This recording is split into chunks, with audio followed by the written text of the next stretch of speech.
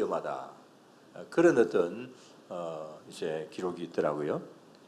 그러니까 어떤 일에 성공을 해서 가장 기분이 좋을 때 그때가 위험하다. 그런 말이죠. 어떻습니까? 뭐 그 말이 이해가 되십니까? 뭐 저는 그럴 수 있다고 생각이 됩니다. 왜 그럴까요? 그 목적을 이루고 나면 이제 성취를 하게 되면 갑자기 이제 긴장감이 풀어지게 되겠죠. 또 마음이 느슨해집니다. 그동안에 힘들었던 어떤 그런 일들 때문에 이제 당분간 그냥 좀 쉬고 싶고 아무것도 하기가 싫어지는 일들이 심리적으로 있을 수가 있겠죠. 그러다 보니 전에 가졌던 어떤 치열하게 살아왔던 열기가 좀 식어져 버리고 또 그동안에 열심히 일을 했던 어떤 목적의식을 잃어버리고 잘못되어져 버리는 그런 경우들이 많이 있다라고 하는 겁니다. 뭐 저는 성공적인 목회는 아니지만은 목회를 끝내고 난 다음에 어떻게 될까? 뭐 저 자신에게 이 시간에 이 이야기는 하는 것이기도 합니다. 옛날 전쟁도 보면 좀 그렇죠. 전투에서 승리를 하고 난 다음에 기쁨에 넘쳐서 그래서 막 파티하고 술 마시고 춤추고 그러다가 그냥 술에 골아 떨어져서 잠잘 때에 그때 적들이 기습을 해서 그래서 완전히 전쟁에서 패하는 그런 경우들도 종종 볼 수도 있고 또 그다음에 성경에서도 그런 예들을 볼 수가 있습니다. 자, 오늘 여기 본문도 보면 뭐 좀 그런 점들이 있습니다. 자, 여기 에스라서에 있는 말씀이지만은 오늘 여기 느헤미야를 보았는데 에스라서에 보면 이제 처음에 이제 바벨론 포로에서 이 백성들이 돌아오죠. 돌아와서 스룹바벨을 중심으로 해서 BC 515년경에 성전을 건축을 하게 됩니다. 정말 오랜만에 성전을 건축을 했기 때문에 마음에 얼마나 기쁨이 있었겠습니까? 그래서 감격이 있었습니다. 그러나 그 감격으로서 그만 끝나버리고 말았습니다. 그 감격이 있었다고 한다면 그 감격, 기쁨을 계속해서 유지해 나가기 위해서 더 열심히 또 하나님을 섬기고 또 이렇게 열심히 일하고 그래야 되는데 그 감격으로서 그만 끝나버리고 그 다음에 할 일을 찾지를 못했습니다. 그러다 보니까 이스라엘 백성들은 모든 감격은 시간이 가니까 다 사라져버리고 여러 가지 면으로 이제 오히려 잘못되는 타락의 길을 걷게 되게 됩니다. 자, 이런 면을 본다고 한다면 우리는 끝까지 잘해야 된다. 임시적으로 잘해가지고 그래서 거기에서 만족하고 거기서 멈춰버리면 오히려 이제 문제가 생겨진다는 것이죠. 그래서 항상 끝까지 잘해야 된다. 이 사실을 저와 여러분들 모두 다 염두에 두시고 항상 주님 부르시는 그날까지 끝까지 잘 달려갈 수 있는 그런 우리 모두가 다 되게 될 줄로 믿습니다.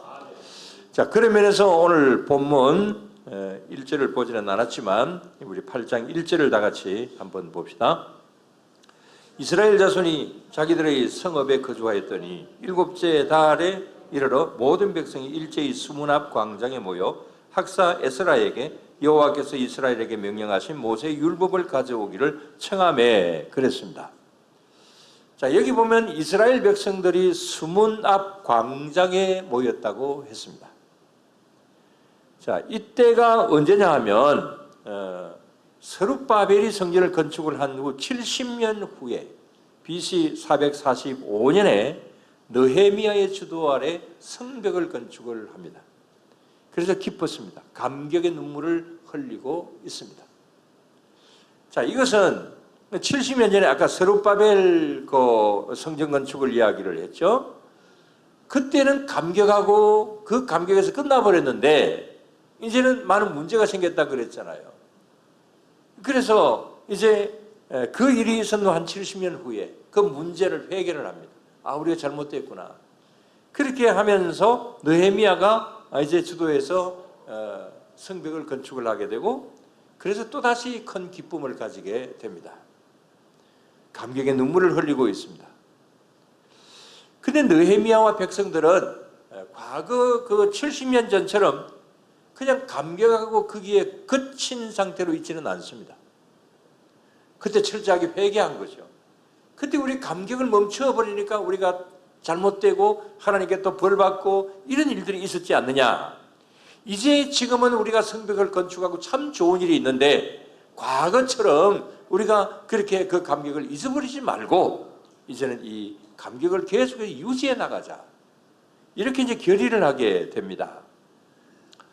그래서 그 결의를 하는 그 일에 그 당시에 제사장인 에스라가 이제 주도를 합니다. 우리 이제 더 하나님 앞에 영광 돌려드리고 더 잘하자.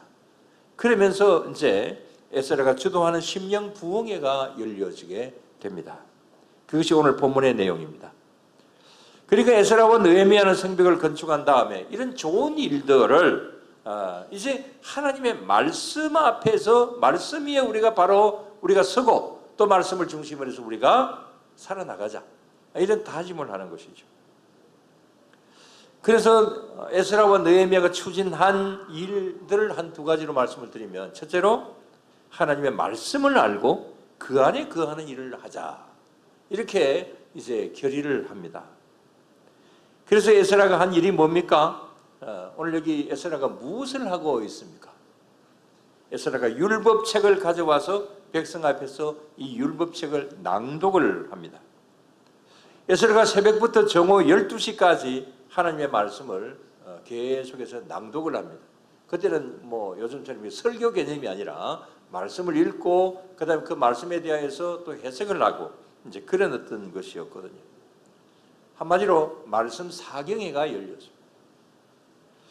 근데 백성들이 어떻게 했습니까? 자, 에스라가 쭉 하나님의 말씀을 율법을 낭독을 합니다. 그러니까 이런 반응을 가집니다. 10절 말씀 다 같이. 느헤미야가 여기 이 10절이 아니고 9절입니다. 8절 9절을 다 같이 봅시다. 하나님의 율법책을 낭독하고 그 뜻을 해석하여 백성에게 그 낭독하는 것을 다 깨닫게 하니 백성이 율법의 말씀을 듣고 다 우는지라 그랬습니다. 그러니까 하나님의 백성들이 이 말씀을 그냥 에스라가 읽으니까, 낭독을 하니까, 또 나름대로 조금 설명을 하니까 그 말씀을 듣고 다 울면서 큰 은혜를 받습니다. 그것도 3절에 보면은 새벽부터 언제까지? 정오까지 장장 6시간, 7시간을 계속해서 이 말씀 읽는 것을 들으면서 은혜를 받았다 그랬습니다. 오늘 이 자리도 그렇게 되면 얼마나 좋을까, 제가 그렇게 생각을 합니다. 제가 성경 봉독하는 시간에 또 설교하는 시간에 아직까지 눈물 흘리는 사람 한 번도 내가 못 봤어요. 좀 눈물 좀 흘려보세요. 자, 그런데 오늘 여기 말씀을 보면 말씀을 읽는 수준인데 마이크도 없이 탁자 하나 놓고 말씀만 낭독만 하는데도 눈물을 흘리고 은혜를 받습니다. 요즘은 6시간, 7시간 만약에 이렇게 한다고 한다면은 다 가셔버리고 말겠죠? 설교 30분도 길다고 생각이 되죠, 학생 여러분들? 그래서 오후 예배 시간에 비교적 짧게 제가 합니다. 아무튼 여러분 말씀을 귀중하게 여기시기를 바랍니다. 어떤 교회는 보니까 이제 이 성경 봉독을 할 때에 다 일어서라고 합니다. 왜냐하면은 오늘 여기 말씀에도 나옵니다. 5절에 보면은 에스라가 모든 백성에 서서 그들 목전에 책을 펴니 책을 펼 때에 모든 백성이 일어서니라, 예, 그랬습니다. 그래서 어떤 교회 보니까 항상 다른 시간이 아니고 딱 성경 봉독하는 시간에는 다 일어서요. 하나님의 말씀이 여러분들에게 전해집니다 하니까 다 일어서서 말씀을 듣더라고요.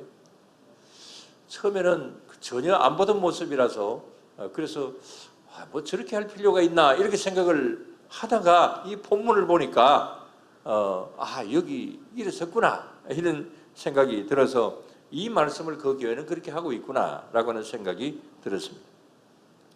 앞으로 성경 봉독할 때에 일어서라고 하는 말씀을 드리지 않겠습니다. 그런 마음 자세를 가지라, 그런 겁니다.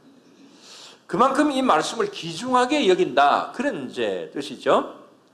사실 여러분, 우리 신앙생활의 가장 기본적인 바탕이 뭡니까?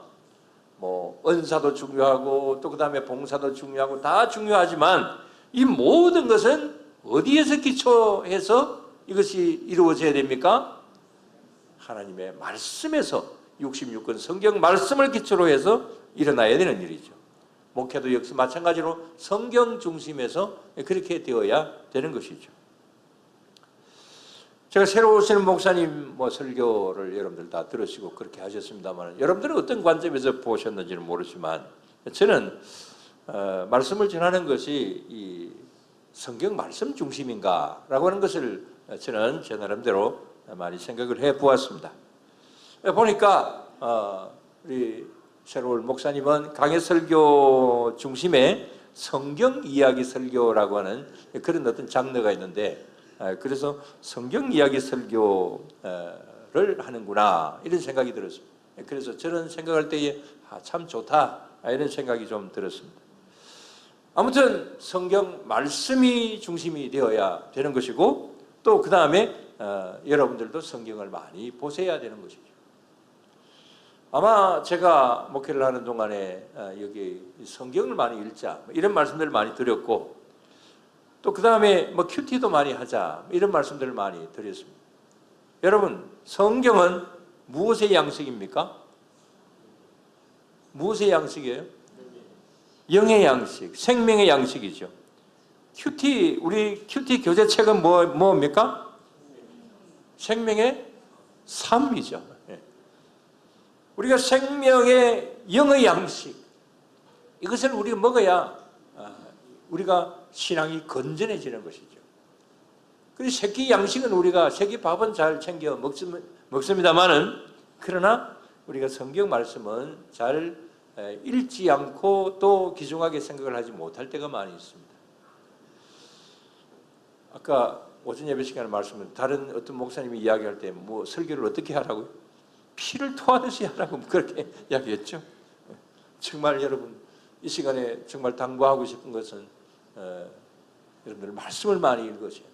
말씀을 많이 보셔야 됩니다. 말씀을 많이 알아야 됩니다. 제가 한번 테스트를 해보겠습니다. 성경 지식이 얼마나 있느냐. 전에 한번 제가 퀴즈를 냈던 적도 있습니다만은 마태복음 25장에 보면 열처녀 비유가 나오죠. 이 열처녀의 신분이 뭡니까? 열처녀의 신분 1번 신랑, 2번 신부, 3번 신부 들러리.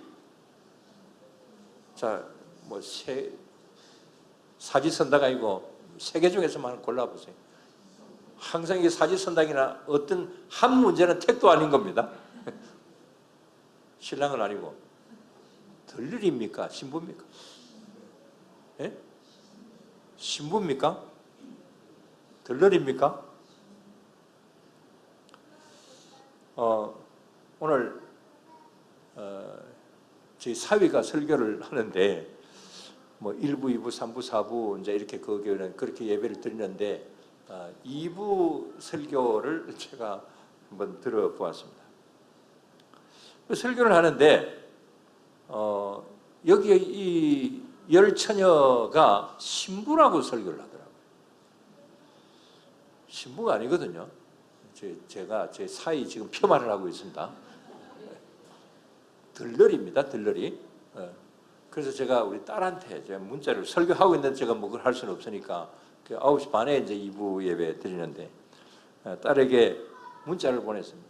지금 현재 잘못하고 있다. 지금 신부 들러리인데 신부라고 지금 계속 이야기를 하고 있다. 3부 예배 시간에는 그걸 수정해서 하도록 하여라 하고 제가 명령을 내렸습니다.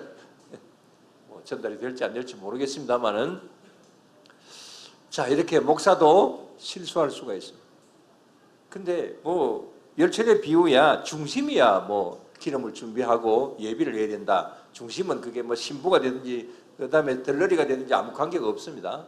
그러나 설교 전체로 본다고 한다면 신부라고 하면서 말씀을 전하는 것하고 들러리라고 말씀을 전하는 것하고는 상당히 차이가 있을 수가 있거든요. 이건 이제 주석을 자세하게 안 보면 안 나오는 것이 아니기 때문에 어쨌든 목사도 이렇게 실수를 할 수가 있습니다. 뭐 저도 더 많이 실수를 하는 사람으로서 뭐 할 말은 사실은 없습니다만은 그래도 나는 늙었고 거기는 젊었으니까 그래서 그렇게 제가 문자를 보내기도 했습니다만은 뭐 신분들 어떻고 들리면 어떻겠습니까만은 그러나 여러분 우리가 성경을 바로 알아야 바로 이해할 수 있고 그 다음에 또 우리가 바른 신앙생활을 할 수가 있는 겁니다. 아무튼 지금 이스라엘 백성들의 그 심령에 힘찬 부흥의 불길이 타오르고 있습니다. 말씀이 가슴에 심어지고 그 말씀에 의해서 그래 우리가 이 말씀을 바탕으로 해서 우리는 더 하나님 앞에 충성하고 헌신하자라고 하는 그런 어떤 각오를 하고 있습니다. 그 다음에 에스라와 느헤미야가 백성들에게 이제 다짐하는 두 번째 일이 있습니다. 그 뭐냐면은 백성들이 회개하도록 촉구하는 것입니다. 9장의 말씀들이 그런 내용들입니다. 9장 1절 2절을 한번 봅시다. 그달 스무 나흔 날에 이스라엘 자손이 다 모여 금식하며 굵은 베옷을 입고 티끌을 무릅쓰며 모든 이방 사람들과 절교하고 서서 자기의 죄와 조상들의 허물을 자복하고 그랬습니다. 티끌을 무릅쓰고 이것은 극도의 회개의 모습입니다. 그래서 티끌을 무릅쓰고 회개하는 어떤 그런 일들을 하게 됩니다. 그래서 우리는 그동안에 잘못된 것을 우리가 하나님의 말씀을 바탕으로 해서 우리가 회개하고 새로운 마음을 가지고 우리가 새롭게 출발하자 그렇게 하고 있는 것이죠. 그 다음에 세 번째로 무슨 일을 하고 있느냐? 우리 10장의 내용들인데 10장을 보면 자 10장 우리 1절만 한번 봅시다. 다 같이. 그 임봉한 자는 하가랴의 아들 총독 느헤미야와 시드기야, 스라야, 아사라, 예레미야 쭉 이름들이 쭉 나옵니다. 자 이런 이름들이 무슨 의미가 있을까라고 하는 생각을 가지실 수가 있습니다만은 그러나 이것은 지금 이스라엘 백성들이 이제 8장, 9장을 통해서 이제 회개하고 하나님의 말씀을 받고 그래서 회개 자복하면서 이제 마음 가운데 각오를 하는 겁니다. 각오를 한 것을 이제 서명을 하는 겁니다. 나는 정말 하나님 앞에 내가 바로 살 거다. 그러면서 이제 각자가 서명을 하는 것이죠. 그 이름들이 서명자의 이름들이 쭉 나옵니다. 여러분 오늘 이 시간에 무슨 우리가 용지를 돌려서 서명하고 그런 일은 하지는 않지만 그럼 우리 마음속에 항상 이렇게 각오를 할 필요가 있습니다. 그래 내가 이제 한번 잘해봐야지 이런 어떤 마음의 각오 이제 내가 새로운 직분도 받게 되고 그 다음에 또 새로운 목사님이 오게 되고 또 새로운 어떤 이제 계기가 형성이 되게 되는데 이런 일에 있어서 하나님께서 기회다 나는 이때에 한번 열심히 한번 해보리라 그렇게 각오하고 또 나름대로 자기의 마음판에 서명하고 이렇게 나아갈 필요가 있는 것이죠. 그래서 오늘 여기에 많은 사람들의 이름들이 나옵니다마는 이 이름들 뒤에 쭉 여러분들의 이름들도 기록이 되어야 됩니다. 그래서 우리는 그야말로 하나님이 부르시는 그때까지 그날까지 우리 나름대로 서명하고 하나님 앞에 영광을 돌려드리는 그런 우리 모두가 늘 항상 되어야 될 줄로 믿습니다.